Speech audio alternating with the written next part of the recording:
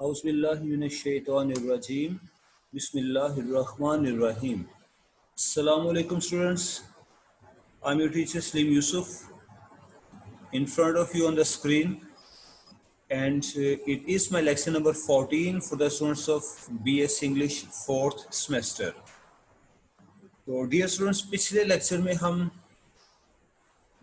एक पोइम पढ़ रहे थे पिर्सी बायस शैले की stanzas written in dejection near Naples, और उस नज़म का आखिरी एक स्टैंजा या लास्ट टू स्टैंजास रहते थे, मुझे याद पड़ता है। तो पहले तो हम उस नज़म को कंप्लीट करते हैं, उसके बाद इस नज़म का बैकग्राउंड भी देखेंगे। आज हम पिर्सी बायस शैली से मुतल्लिक कुछ इम्पोर्टेंट क्वेश्चंस का भी जायज़ा लेंगे। तो आइए अल्लाह के पाक नाम से अपना आज का लेक्चर शुरू करते हैं। सबसे पहले हम नज़म की तरफ चलते हैं, जो नज़म हम पढ़ रहे थे।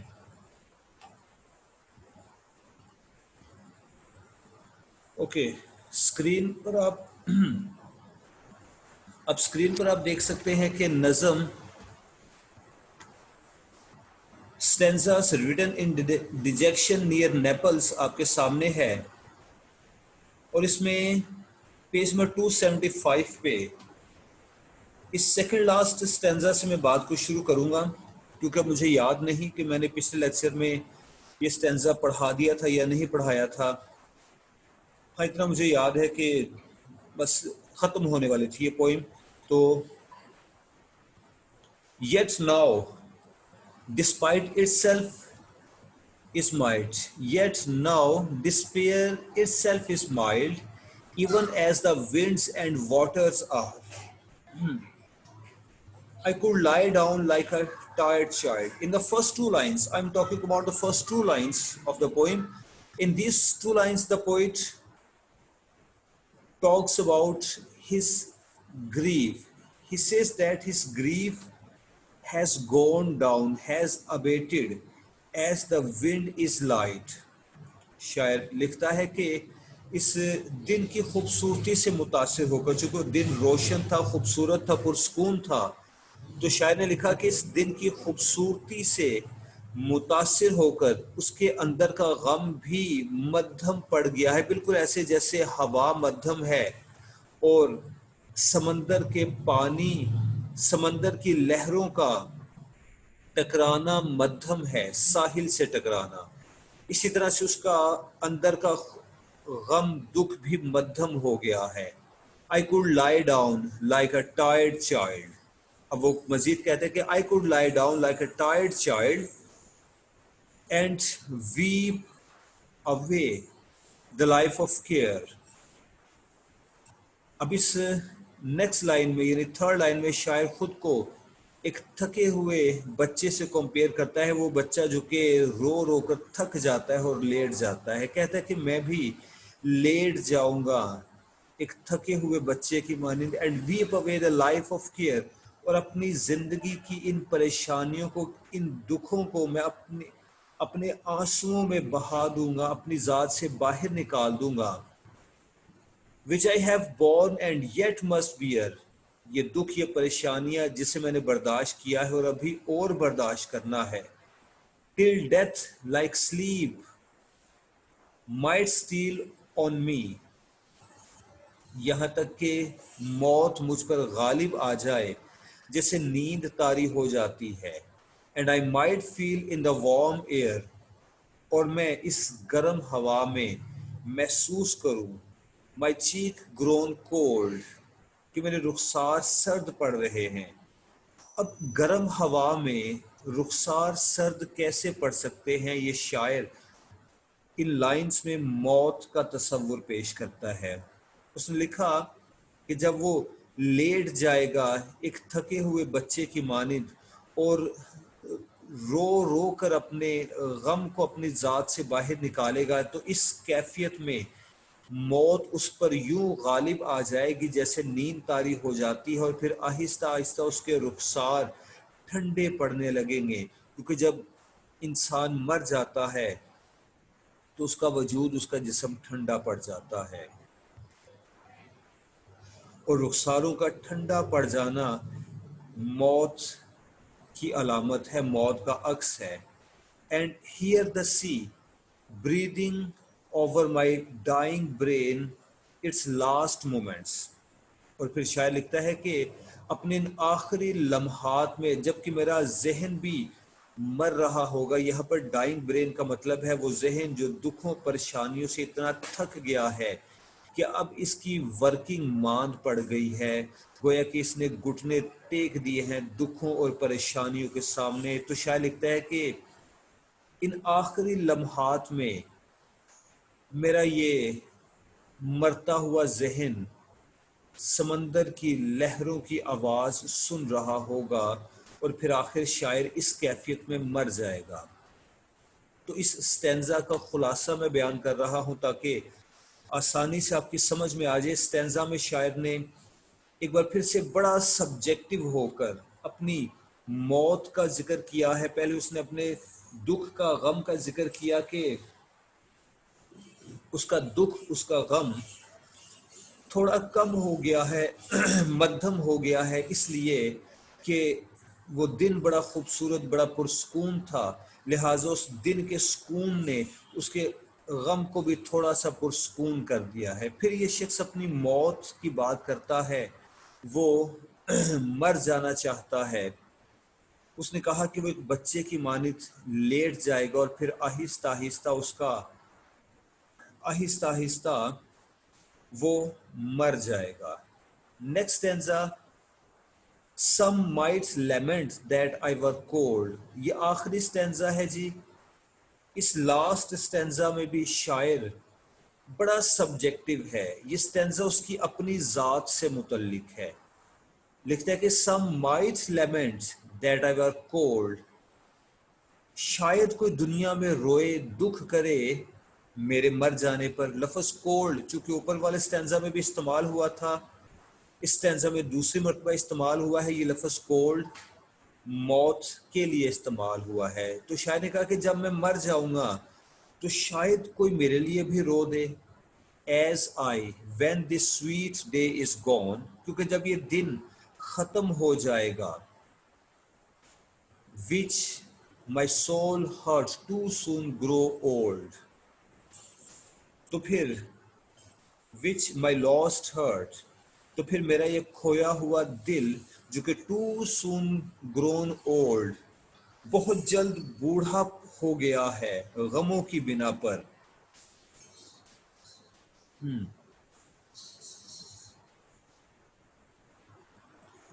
अच्छा जी, which I may lost my heart too soon grown old, insult with this untimely मॉर्न। स्टूडेंट्स, मैं एक लम्हे के लिए स्क्रीन क्लोज कर रहा हूं।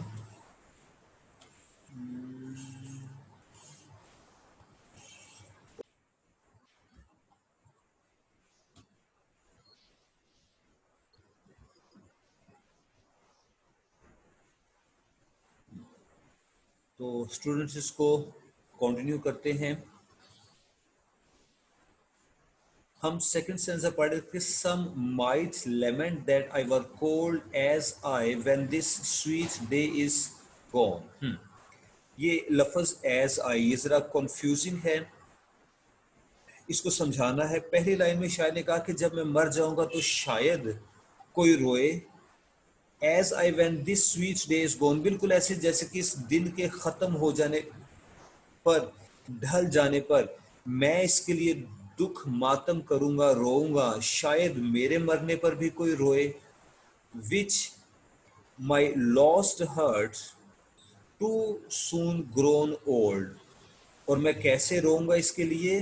माई लॉस्ट हर्ट, अपने इस खोए हुए दिल के साथ जो कि जल्द, बहुत जल्द बूढ़ा हो गया है, वक्त से पहले बूढ़ा हो गया है, उस बूढ़े हो चुके दिल के साथ मैं इस दिन के लिए रोऊंगा, इस खूबसूरत दिन के ढल जाने पर दुख का इजहार करूंगा, और शायद किसी तरह से मेरी मौत पर भी कोई रो पड़े।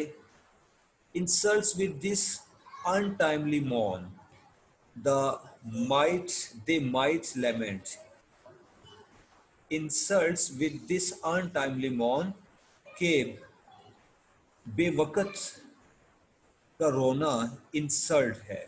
They might lament for I am one whom men love not. They might lament and yet regret. They might lament for I am one whom men love not and yet regret. फिर से लिखता है कि लोग शायद के एक ऐसे शख्स के लिए रोएं, दुख का इजहार करें कि जिन्हें वो पसंद तो नहीं करते थे. मैन लव नॉट, इंसान उससे मोहब्बत नहीं रखते थे, यानी शायर अपनी बात करता है. एंड येट रेग्रेट, लेकिन फिर वो दुख का इजहार करेंगे. अनलाइक दिस डे, और इस दिन की तरह से, which when the sun shall on its stainless glory set, कि जब सूरज अपनी पूरी शान शौकत के साथ ढल जाएगा, डूब जाएगा. Will linger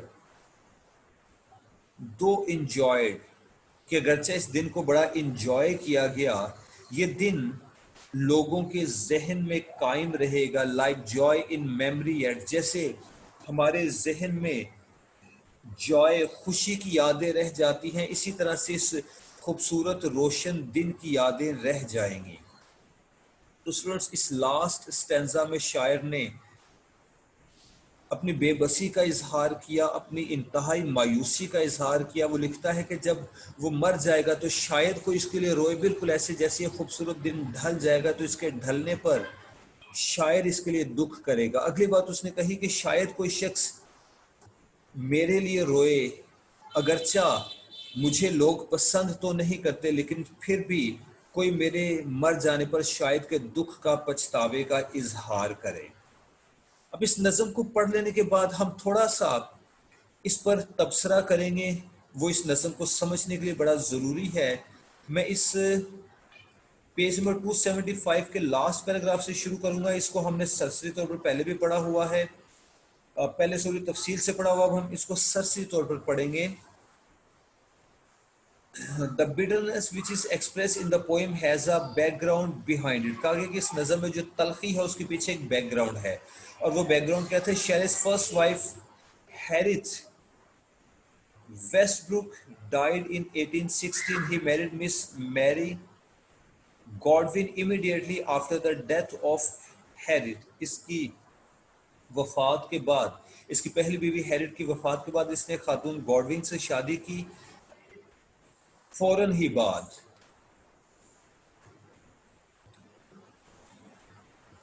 early in the following year he made frantic efforts to regain the control of his motherless children. फिर इसने बड़ी शदीद कोशिश की उसी साल के वो अपने बच्चों को वापस हासिल करे. But a court of law decided that his children from Herriot should be taken away from him. लेकिन अदालत ने कहा कि इसके बच्चे इसे नहीं दिए जाएंगे, और उसकी रीज़न मैंने बयान की थी. उसकी रीज़न ये थी कि ये शख्स अपने बच्चों, अपनी बीवी से एक तो अलहदगी इसने हासिल की, दूसरे नंबर पर इसने फौरन शादी कर ली, वो भी लड़की को घर से भगा कर. तो अदालत ने फैसला दिया कि ये शख्स अपने बच्चों की देखभाल करने के काबिल नहीं है. एक ये डिजेक्शन थी उसके जहन में, जो कि इस नज़म में शो होती है. अब आप स्क्रीन पर देखते हैं कि 276 पेज पे ये सिलसिला चल रहा है, ये तबसरा चल रहा है, लेकिन हम इसको स्किप करते हुए नेक्स्ट पेज पर आते हैं 277 पर, क्योंकि ये बात हम पहले पढ़ चुके हैं. दोबारा से पढ़कर वक़्त ज़ाया करना मुनासिब नहीं.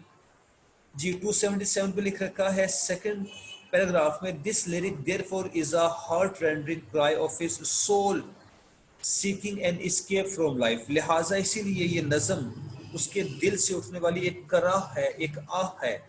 वो इस दुनिया से छुटकारा चाहता है, मर जाना चाहता है. It is a lovely little lyric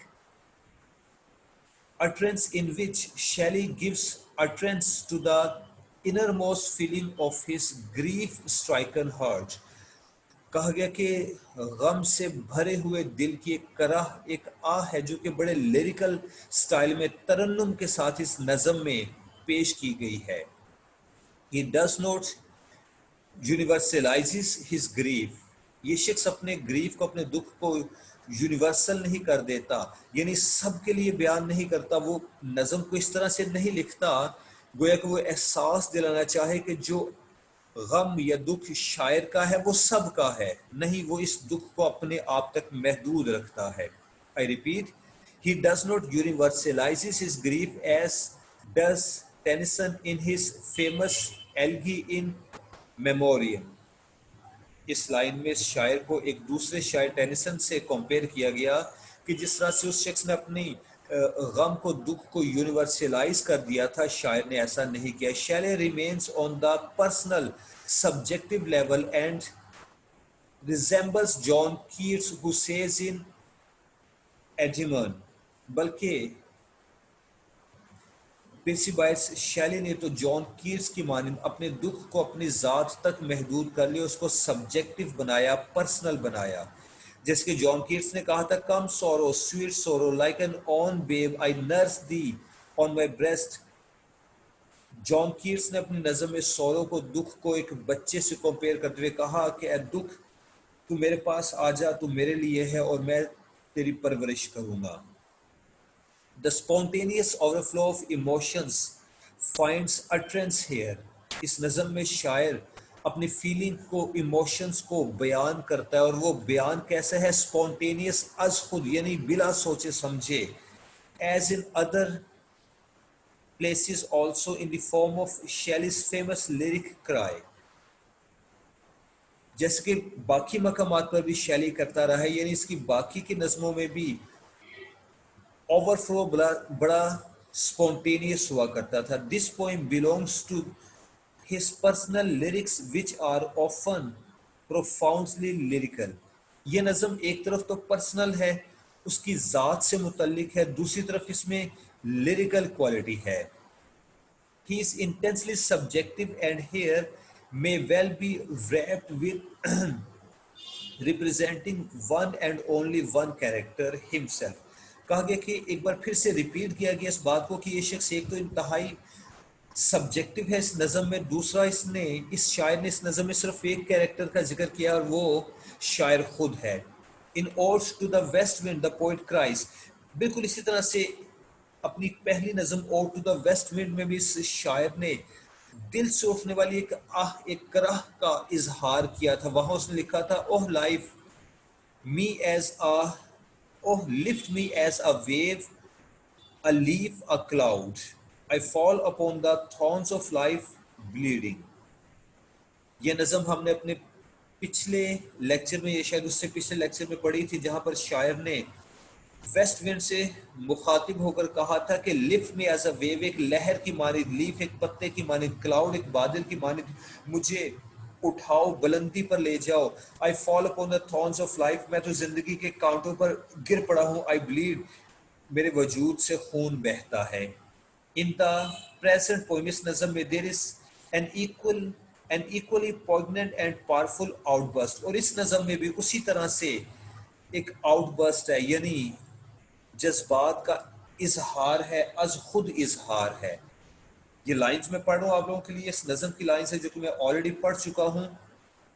इसे कहा, alas I have nor hope nor health nor peace with in nor काम अराउंड। ये स्टैंजा हम पहले एक्सप्लेन कर चुके हैं, बहुत तफसील में नहीं जाऊंगे। इसने अफसोस आह के साथ कहा था, आह भर कर कहा था कि मेरे पास ना तो उम्मीद है, ना जिस्मानी सेहत है, ना कि मेरे पास जहनी सुकून है, ना मेरे बाहर सुकून है। Not that contents surprising wealth, surpassing wealth, the sag in meditation found and walk with inward glory crowned। और ना ही मेरे पास वो contentment है जो कि सैग्स के पास हुआ करती है, यानी अक्लमंद लोगों के पास या दरवेश वली अल्लाह के पास, जिसकी साथ, जिसकी बिना पर वो अपनी ज़ात के अंदर एक ग्लोरी महसूस करते हैं, बड़ा आलिशान खुद को महसूस करते हैं। नो फेम नो पार नो लव नोर लयर। ना ही, मजीद शायर कहते हैं कि ना ही मेरे पास फेम है, पार है, लव है, लयर है, यानी फेम, शोहरत, ताकत, इक़्तिदार, मोहब्बत, लयर, सब कुछ उसके पास नहीं है। Others I see whom these surround, जबकि मैं देखता हूँ कि दूसरे लोग जिनके पास ये नेमतें हैं, स्माइलिंग दे लिव, वो अपनी ज़िंदगी बसर करते हैं मुस्कुराते हुए, एंड कॉल लाइफ प्लेयर, वो ज़िंदगी को खुशगवार कहते हैं। To me that cup has been dealt in another measure, जबकि मेरे साथ ज़िंदगी ने नाइंसाफ़ी की है, मुझे ज़िंदगी की शराब का जाम पूरी तरह से भर कर नहीं दिया गया। तो जनाब, ये तबसरा है जो कि अभी चल रहा है।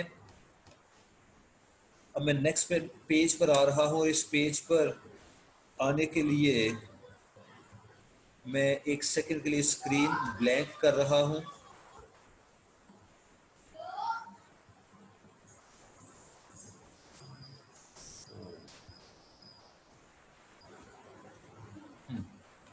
इस नज़म की एक और चीज़, secondly the poem gives an evidence of his unique pictorial part. जी हाँ, इस नज़म से मुतल्लिक ये तबसरा ना सिर्फ अहम है, बल्कि अब ये जो लाइंस में पढ़ने के लिए पढ़ रहा हूँ आप लोगों के लिए, ये आप फिर से 22-46 से जब सवालों के जवाब तैयार करते हैं तो वहाँ कहीं आपके काम आ सकता है, क्योंकि आज मैं आपको इसके आंसर क्वेश्चंस भी शेयर कर रहा हूँ आपके साथ। Second, the poem gives an evidence of his unique pictorial power.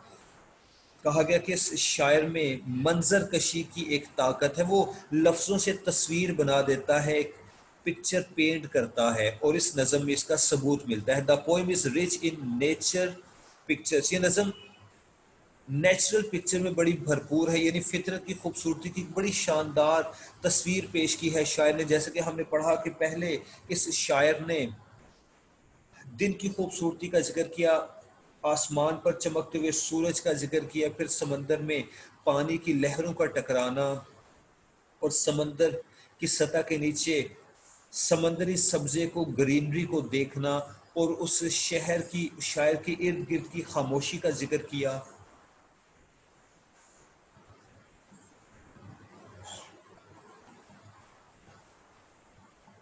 इस तरह से शायर ने एक मंजर बना दी, एक तस्वीर बना दी लफ्जों से। Next, the poem is rich in nature picture, nature's glory and music are best painted in the following lines.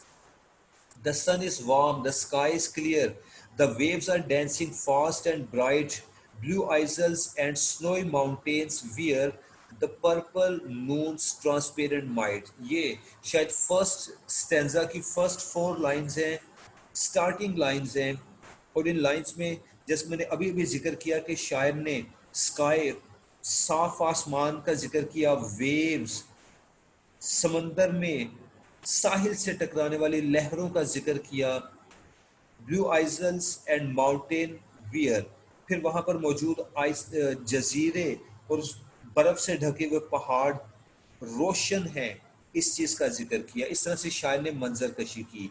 In these lines Shelley depicts a beautiful landscape of the Bay of Naples which is the most characteristic of the poet.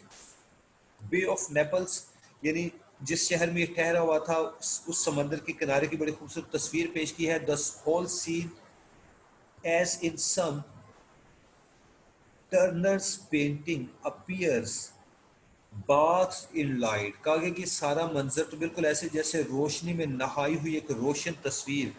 Mark the picturesque scenery and the marvelously exquisite landscape in the second stanza। इसी तरह से landscape का जो जिक्र second stanza में हुआ है वो हम पढ़ते हैं। I see the deeps untrampled floor with green and purple seaweeds strewn, I see the waves upon the shore like light dissolve in straw, star showers through। Okay, इस सिचुएशन को शायद जारी रखता है शायर ने। इस शायर पर तबसरा करने वाला शख्स कहते हैं the poem presents to us the healing power of nature, यानी इस नज़म में शायर फितरत की हीलिंग पावर को हमारे सामने पेश करता है। Like Wordsworth he finds in nature a soothing and healing power. William Wordsworth की तरह से इसको भी फितरत में एक सूदिंग पावर मिलती है। lying in the lap of nature, जब ये फितरत की गोद में लेटा हुआ है, he forgets all the worries and sorrows of his life, तो ये अपनी जिंदगी के दुखों को भुला देता है। Usually Shelley's imagery is unreal and ethereal, but this poem is an exception.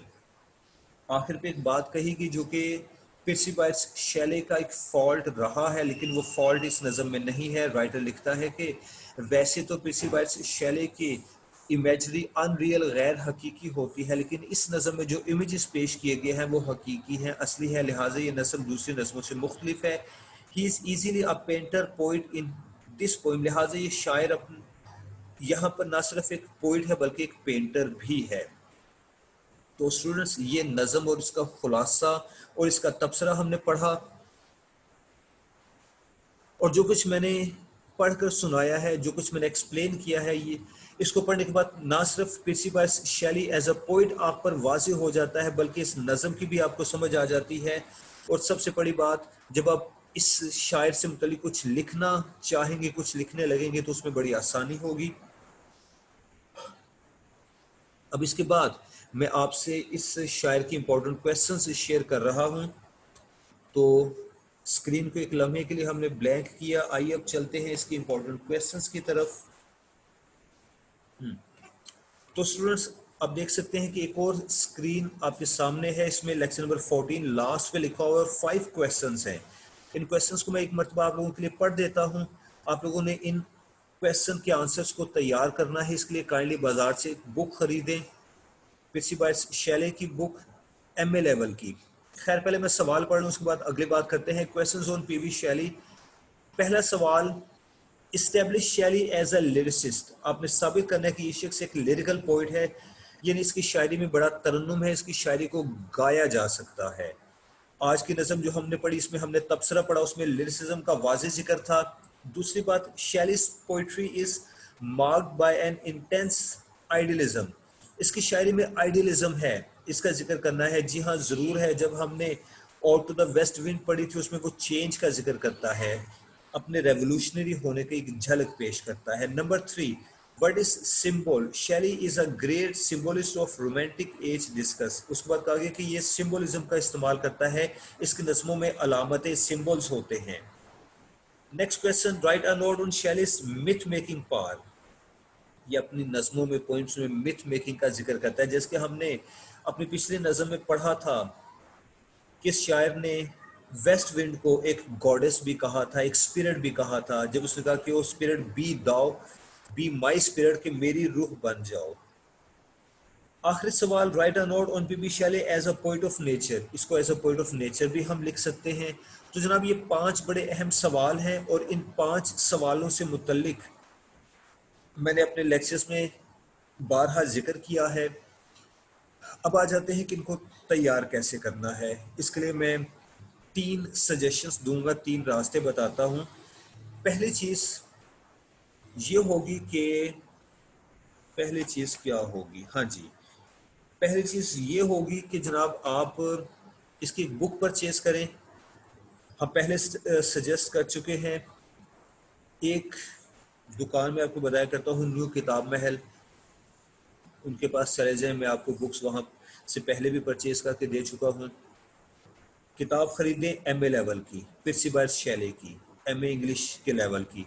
उसमें आपको ये दोनों पोइम्स भी मिलेंगी, उस किताब में सारे सवालों के जवाब भी मिलेंगे।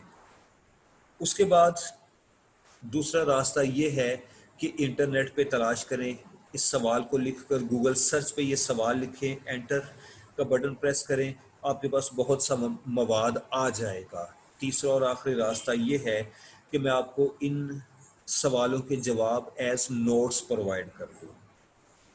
तो उसके लिए आपको थोड़ा इंतज़ार करना पड़ेगा। 1 हफ्ता गुजर जाने के बाद, आज की तारीख, जिस तारीख में ये लेक्चर आपके पास पहुंच रहा है, आज की तारीख से 1 हफ्ता गुजर जाने के बाद मुझसे रब्ता कीजिएगा। मैं इंशाल्लाह आपको इसके नोट्स व्हाट्सएप कर दूंगा। तो जनाब, आज के लिए हम अपना लेक्चर यहाँ पे स्टॉप करते हैं। अपनी टीचर को इजाज़त दीजिए अगले लेक्चर तक के लिए, और काइंडली अपनी पढ़ाई पर ख़ास तवज्जो दें। ये लेक्चर्स सुना करें, ना सिर्फ मेरा लेक्चर बल्कि अपने बाकी टीचर्स की लेक्चर्स भी तवज्जो से सुना करें। जो नोट्स वो आपके साथ शेयर करते हैं उनको स्टडी करें, पढ़ें। सिर्फ 1 माह आपके पास है, उसके बाद आपके फाइनल एग्ज़ाम्स होने हैं। तो अपनी इस बात पर हम लेक्चर ख़त्म करते हैं। आपको बहुत शुक्रिया। अल्लाह हाफिज़।